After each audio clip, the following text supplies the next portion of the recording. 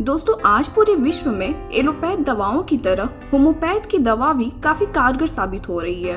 बिना किसी side effect के इस दवा के सेवन से गंभीर बीमारियों का बड़ी ही सहजता व सुलभता से इलाज हो सकता है। दुनिया में कुछ लोग ऐसे होते हैं जो अपने जीवन में कुछ ऐसा करते हैं जिनके बारे में हम कभी नहीं भूल पाते। आज हमारे देश में बड़ी मात्रा में लोग होम्योपैथिक दवा लेते हैं, पर होम्योपैथिक दवा के आविष्कारक सैमुअल हैनीमैन का नाम शायद ही किसी ने सुना। दरअसल सैमुअल हैनीमैन को होम्योपैथिक चिकित्सा पद्धति का जन्मदाता माना जाता है, जिन्होंने होम्योपैथिक चिकित्सा पद्धति के लिए बहुत संघर्ष किया और अंत में संघर्ष करने के बाद सफलता हासिल की।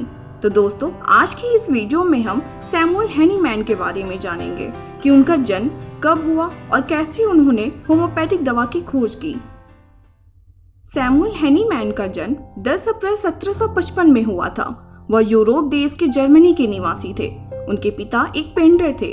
उनके परिवार की आर्थिक स्थिति बहुत कमजोर थी। गरीब परिवार में पैदा होने के बावजूद उन्होंने सबसे पहले स्कूली शिक्षा प्राप्त की। उसके बाद मेडिकल की तैयारी करने के लिए वे कॉलेज चले गए। इनके परिवार की आर्थिक स्थिति कमजोर होने के कारण इन्हें बहुत सारी परेशानियों का सामना करना पड़ा।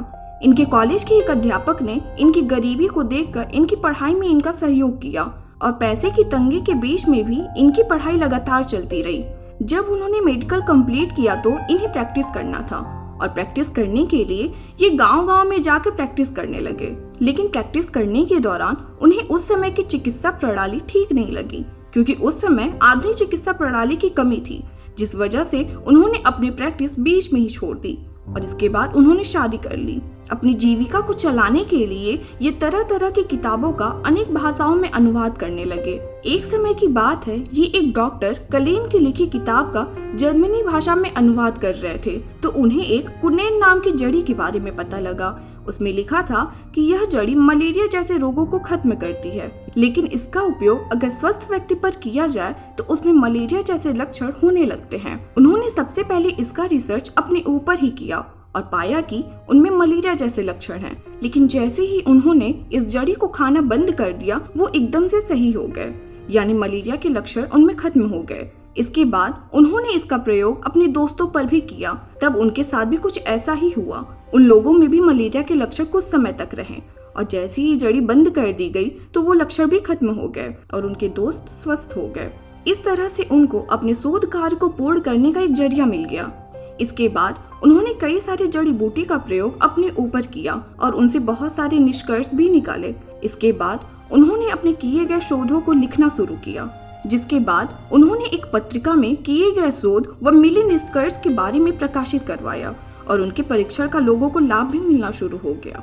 इस प्रकार से किए गए परीक्षणों और अपने अनुभवों को डॉक्टर हैनीमैन ने तत्कालीन मेडिकल पत्रिकाओं में मेडिसिन ऑफ एक्सपीरियंसेस शीर्षक से लेख लिखकर प्रकाशित कराया।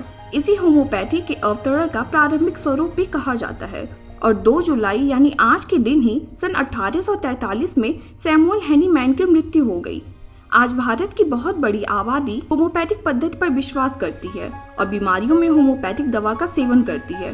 असल में होम्योपैथिक का सबसे बड़ा फायदा no relief no side effect, यानी अगर फायदा नहीं तो नुकसान भी नहीं। यह दवा आसानी से उपलब्ध हो जाती है, जबकि इसके विपरीत प्रभाव भी नहीं पड़ते। होम्योपैथी की शुरुआत 19वीं शताब्दी में भारत में हुई थी। यह पहले बंगाल और फिर पूरे भारत में फैल गई। शुरुआत में नागरिक, सैन्य सेवा व अन्य शौकीनों द्वारा इस प्रणाली का बड़े पैमाने पर अभ्यास किया गया था। महेंद्र लाल सिरकार पहले ऐसे भारतीय थे जो होम्योपैथिक चिकित्सक बने थे। कई एलोपैथिक डॉक्टरों ने सिरकार के नेतृत्व के बाद होम्योपैथिक अभ्यास शुरू किया। कलकत्ता होम्योपैथिक मेडिकल कॉलेज पहला ऐसा होम्योपैथिक मेडिकल कॉलेज था जिसकी स्थापना 1881 में की गई थी। तो दोस्तों हमारी आज की वीडियो में बस इतना ही। ये वीडियो आपको कैसी लगी हमें कमेंट करके जरूर बताइएगा। साथ ही इसी तरह के इंटरेस्टिंग वीडियोस को लगातार देखने के लिए कृपया चैनल को सब्सक्राइब करिए और बेल आइकन को दबाना ना भूलिएगा। आपका बहुमूल्य समय देने के लिए बहुत बहुत धन्यवाद।